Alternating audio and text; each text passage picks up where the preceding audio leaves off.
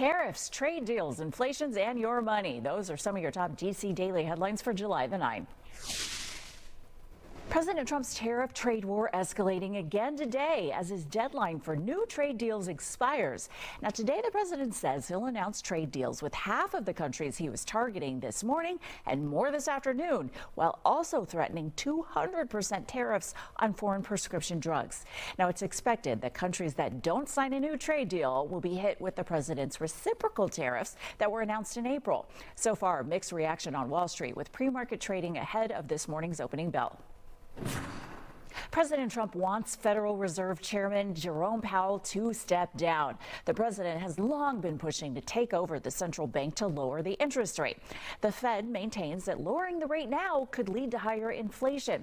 The president repeatedly threatening to fire Powell, who he appointed himself in 2017 during his first term. But since the central bank is independent, the president can only fire the head of the bank if there is cause for removal.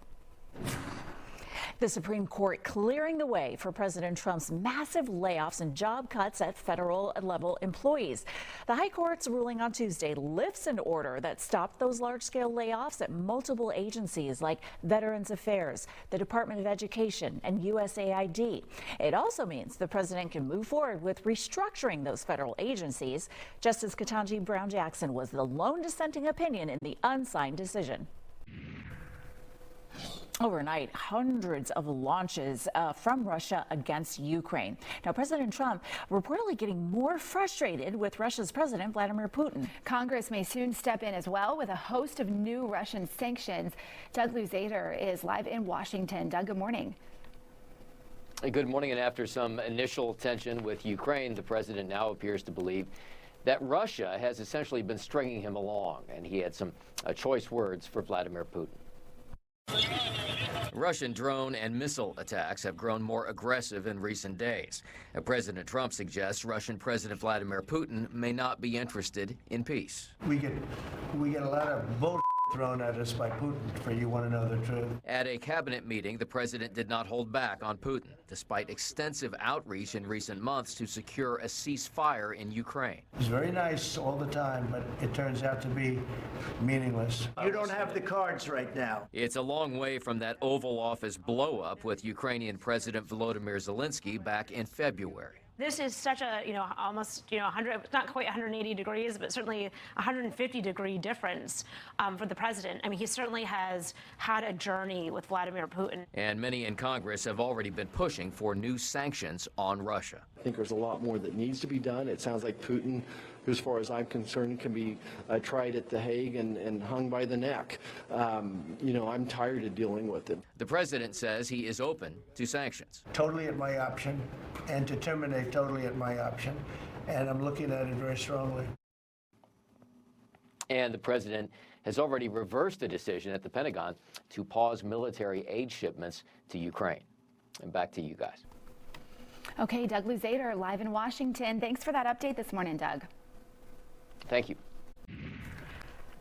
Well, I bet you have an opinion about this one. The IRS is planning to end a decades-long political ban for churches. Okay, so the change would mean that houses of worship and churches could endorse political candidates and not lose their tax-exempt status. That's a reversal of a long-standing rule here. Now, how did this come about? Well, it started with a lawsuit filed by 2 Texas churches and several Christian broadcasters who say that ban infringed upon their First Amendment rights. A federal judge has issued a temporary restraining order blocking Medicaid funding cuts to Planned Parenthood and other health care providers, which also offer abortions.